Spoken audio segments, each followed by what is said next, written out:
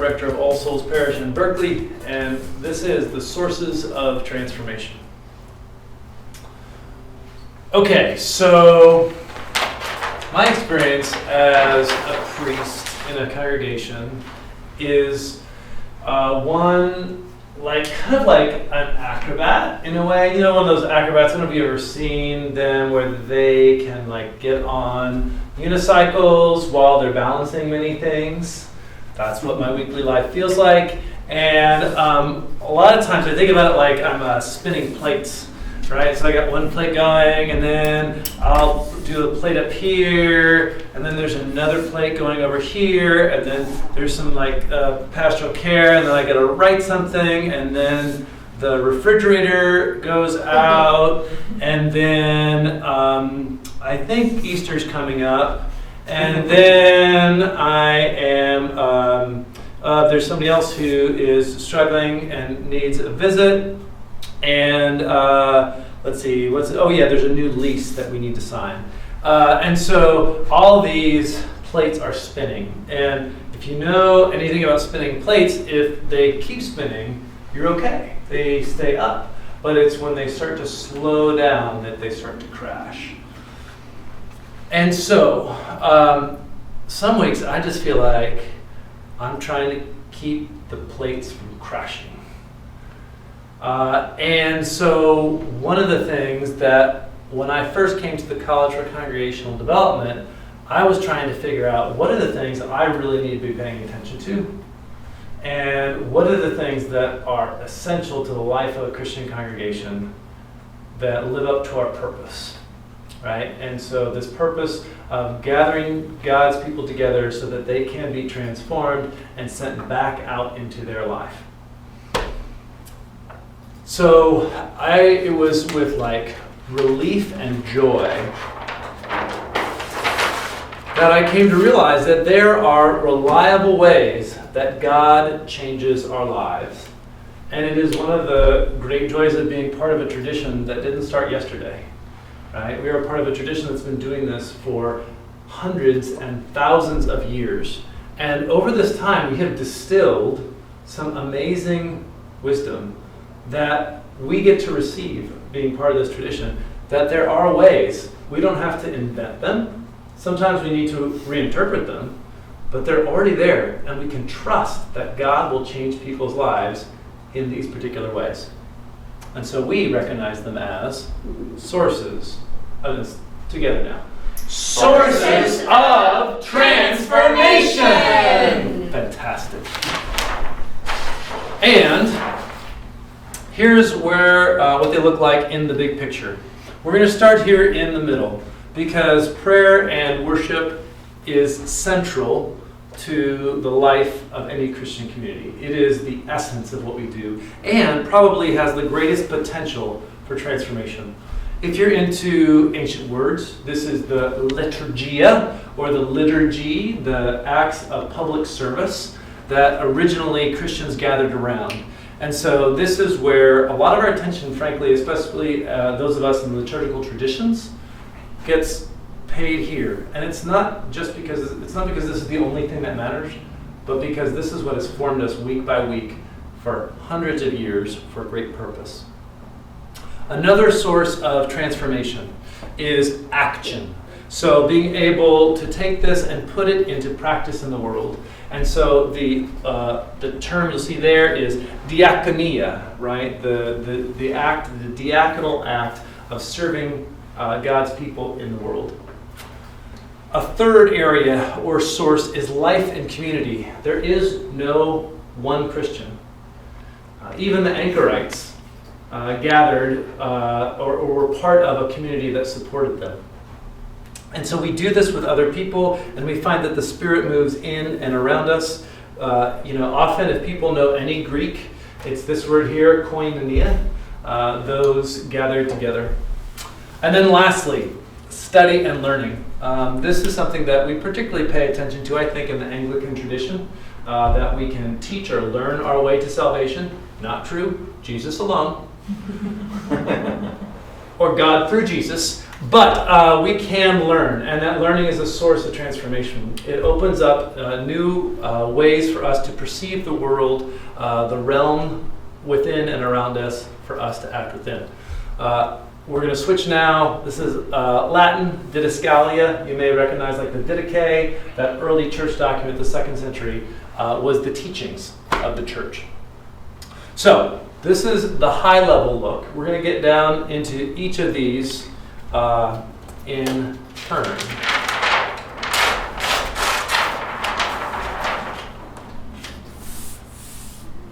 So again, first, prayer and worship as the essential act of a Christian community and of Christians. The Holy Eucharist, this is something that in the Episcopal Church, especially in the latter half of the 20th century, took on a primacy. We're not a tradition that does the Eucharist, maybe once a month or once a quarter. This is something that happens every week and is both the beginning and the end of our week. It's the downbeat. It's how we gather so that when we participate in this, we are slowly but surely changed. So you might have earlier seen that gather, transform, send model. That is a model of the Eucharist. Right? We gather together through word and sacrament. We are transformed and sent out into our lives. We do this not just on Sundays, of course, but during the middle of the week in small gatherings of 5 or 6 to gatherings of 1,000. And what's amazing is that transformation, no matter how big the group is, can happen every single time.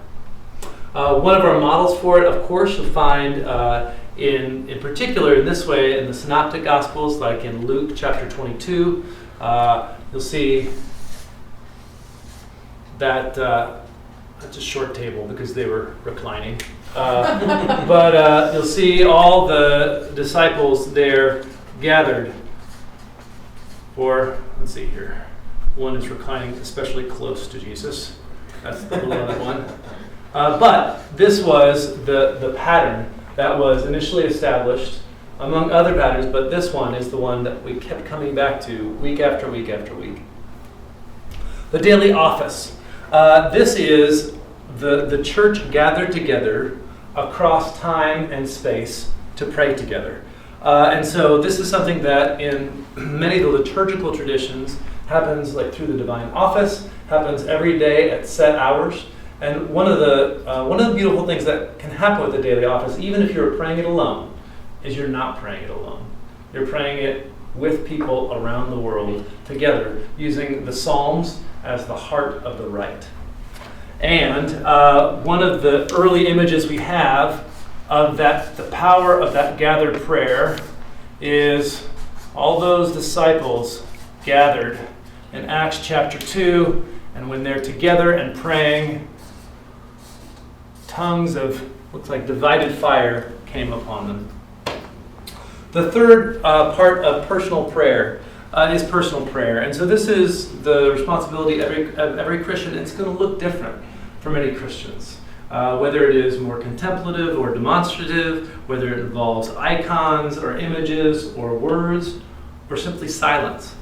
And this is something at All Souls that we have done for the last several years is when we get to Lent, we craft several hundred clay crosses and we fire them the night of Mardi Gras into Ash Wednesday morning. And then anybody who wants one comes forward and grabs one of these clay crosses that's been engraved, and they grab one for themselves and one or two for other people to use as a touchstone for personal prayer throughout the season. And it's this really tangible, visceral way to keep touch with God. One of the most powerful images we have of personal prayer in the scriptures, and I apologize in advance to Hannah, but in 1 Samuel, right at the very beginning, Hannah is incredibly distressed. She is being mocked for being barren. And she comes to the temple and prays to God so fervently that it's mistaken as her being drunk. But she believes and trusts in the power of God to transform, that she literally throws kind of her whole self into the act. So, the Holy Eucharist, daily office, and personal prayer then are sources of transformation that anybody in our community can take part in. Okay. So that we were there. Now let's take a look now at study and learning. I'm going to start up here at the top with mind, because I think in the Anglican Church that's often where we start. We are, one of our phrases is that you don't have to check your brain at the door, and it's a very good thing. And so most often, this is something that we practice when we get into study and learning. It's being able to reflect theologically, to use reason alongside scripture and tradition to be able to understand our faith. Why is it the way it is? How does it work now? Because it looks different in the 21st century than it did in the 20th or 19th. And so these are the classes you have. So you may have Bible study classes or classes on theology. You may do EFM, something like that that engages people's brains. And we'll see this, you can see this in the scriptures. Let's take a look at Acts 8 now. All right, that right there is a chariot. Of course it is. And this is an unnamed beast of burden that looks a little distressed, but it's doing its job. And you may remember this one. This is an Ethiopian eunuch who's on his way back from Jerusalem. Philip is there on the road and is told by the Holy Spirit to come up to the chariot. So he does, and finds that the eunuch is reading out of Isaiah. And Philip asks, "Do you know what you're reading?" And the eunuch says, "Well, how can I unless somebody helps me to understand it?" So Philip gets up into the chariot and starts to talk with the eunuch and opens up Isaiah, uses their minds to understand the mind of God. And it is so powerful for the eunuch that they come across a pond of water. And the eunuch says, "So what is to prevent me from being baptized?" One of those stunning questions, I think, in the whole of the New Testament. What is to prevent me from being baptized? Nothing. And so the baptism happens, and then Philip somehow disappears, and the Ethiopian eunuch is like stunned and glorifies God. And so what I think is really important about this source is that these three areas are deeply interconnected. We have a new perception in our mind that changes our heart, right? And the heart is that seat of transformation in the human being. Yes, it has to do with emotion, but it is how we change ourselves. It's the act of metanoia. And it came through practice, right? The practice of baptism. And so whenever we teach classes at All Souls, we make sure that each of these three areas are engaged. Being in a university setting, it's far too easy for us just to remain in our heads. But it has to connect to the heart, and we have to have a way to actually live it out. And so whether it's a class, godly play with our 3-year-olds, or a class on the Trinity, there has to be a way for people to understand it, to be moved by it, and to live it. So study and learning, one of the sources of transformation. And action. So my sense is that this is a place that gains a lot of understanding in many Episcopal congregations in particular ways. When we think of action, when we think of diaconia, often one of the places we immediately go to is service, right? Offering ourselves alongside another person in need. And it's not, and my sense is transformation doesn't happen often or easily when we are doing to or for another person. The transformation of heart and of somebody's life happens when you give yourself alongside another person. And that's, I think, what we talk about when we're talking about sacrifice, or the sacrifice of service. And for us, The times I've seen that really come alive for us is we have over the years taken in folks who are asylum seekers and being able to walk alongside in very simple and concrete ways, as well as walking alongside in advocacy and going to immigration court, but being able to put ourselves with another person in need changes the way you understand yourself, the world, and God. Then stewardship, not one of the places that we might first go to when we think of diaconia, when we think of service, or when we think of action. Because this isn't just say, we have a stewardship team, we're good there, check. If this is going to be a source of transformation, I believe it has to allow people to understand their relationship to money in new ways. So for us, it's been through practices of intentional proportional giving.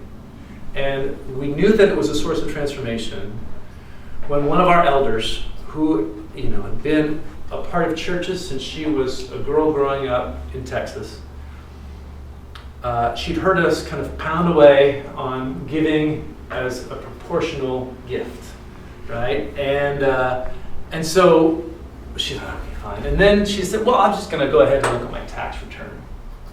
And she looked at the money that she was giving away to the congregation, but everywhere. And she looked at the money that she was taking in as income. And she realized that was not the proportion she thought it was. It was not the practice that she thought she was living out. And as a result, she started giving more generously. Her act of giving was a source of transformation. Lastly, everybody's favorite word, evangelism. And so this is the willingness to share the goodness that you have found. And it is a transformational source for you and for the person hopefully you're sharing with. Again, not doing it to them, but offering it to them.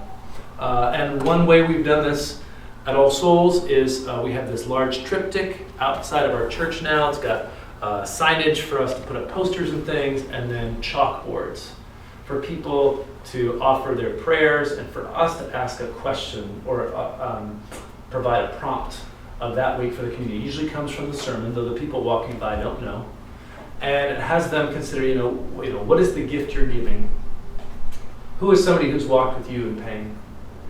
And the number of people who now thinking about faith development and community who may never step through our doors, but because of that signage, that sign, are both praying with us and asking for us to pray with them is stunning. And so there are a whole host of people who know about our church and sometimes do come in the door because we have put ourselves out there. I think one of the primary ways, and this is in our CCD manuals, that we've seen this acted out, again back to Acts, the beginning of the Christian church finding community together. So you may remember Acts 2, people coming together and they were dispersed. And what they did was they sold their possessions and then held them in common. And then handed it out to those who had need. Right? And so, and coincidentally, we're told at the end of the chapter that their numbers increased day by day. Right? This is just one of those iconic things of a community coming together, realizing what money is for, giving it to those in need, and people being drawn in. Action as a source of transformation. The fourth and final source there is life and community. And this one is also kind of interesting. It's maybe not what you first expect when you think of life and community. For sure, conversation. Right, and so this is conversation in groups, say in small groups, in Bible studies, things like that. It also could be the kind of deep conversation that happens, say, in We have Stephen Ministry at All Souls. The kind of conversation that is intimate, vulnerable, that has you actually offer all of who you are to the other person and expects God to be there in the middle of it. Food. If there's one thing Jesus did a lot of, was eat. Eat with lots of different people. And so whether it's a coffee hour that isn't awful, or Lenten soup suppers, or big feasts, being able to break bread together. And we started a practice a while back, about 3 years ago, of doing our soup suppers in homes. And inevitably, the congregation I serve is of a big enough size that people don't know each other when they start. But through intimate conversation, over food in someone's home, something changes. It is like, I was going to say it's magical. It's not magical, but it's a reliable source of transformation. It happens every single time. And we've been doing it from the very beginning. That's what house churches were, right? Every time, I think, actually, every time the church reforms itself, we go back to that basic understanding. Not basic because it's too simple or simplistic, but basic because it's true. Silence and listening. This one may seem at first a little anachronistic in terms of a life in community, but it's essential. It's like the space to breathe. And so that can happen during the liturgy, right? The space after the homily. Every Advent and Lent, we picked up a practice from another congregation of leaving silence after the Eucharist. So there's silence after the word preached and the sacrament shared. But it also happens in groups with Lectio Divina, with contemplative prayer practices like centering prayer. But it's that space to breathe and listen. So one last scriptural image. So we've got here a road. And we've got two people walking down said road. And it is the day, the Sunday after Jesus has been crucified, and these two people are devastated, and they're walking down this road, and a third person catches up to them and wants to talk. Says, "Why are you so crushed?" They say, basically, just like, "Are you an idiot? Have you not heard? Jesus of Nazareth has been killed." And he says, "Really? Well, let's talk more," and starts to open up the scriptures. And they talk for quite a long time and come up to a village called Emmaus. And he makes as if to go on by. Is he really going to go by? I don't know. But they say, no, please come and join us for supper. And he does. And as the story goes, they come to the meal, and it's in the breaking of the bread that they realize who this is. And their hearts are strangely warmed, and it's Jesus. You've heard this story. And they're transformed. And so it's, again, one of those iconic images of real conversation, right? They were sharing deeply of themselves, and he was in return. They were listening deeply to what he had to say, and when it came time to break the bread, they were changed. Life in community changes people. So, again, what I want to say is that this is not about, we've got a stewardship team, right? We serve food. We have Eucharist every Sunday. This is not a checklist so much as it is, here are specific places to pay attention. So it's not that, we don't have leases to sign, and it's not that our refrigerators don't break down, but these are the areas that if I want to particularly be paying attention to how people's lives are being changed, right, which is a core purpose of a Christian congregation, I know where to look. I know there's ways that people can have their lives changed, and it's going to be different. Some people really key in on life and community. For some people, study and learning is what they need most. We all come together through prayer and worship. But it's these ways that we can pay attention to, not so much for quantity, but for the quality of the experience. Right? So, how can we offer transformation for all the people of God? Because we know that God is going to show up. How can we use this model? All the ways. All the ways. All the things. You can use this to assess or diagnose. It's great for putting up dots, places where people feel a lot of energy, where they are particularly met. It's great teaching with all kinds of folks. You can teach it to kids, elders, all kinds of groups, especially a group that might have one area in particular. You teach it with them, or you see how there's cross-pollination across groups. Data collection. Again, I would really focus on quality, not quantity. A development of a common language. If people know that these are the ways where God reliably shows up, if you continue to have common language around that, people will, over time, start to really key in and pay attention. Leadership and strategy. Absolutely. This is where we want to be focusing our efforts. And if this is a way to change people's lives, I think we can work towards that.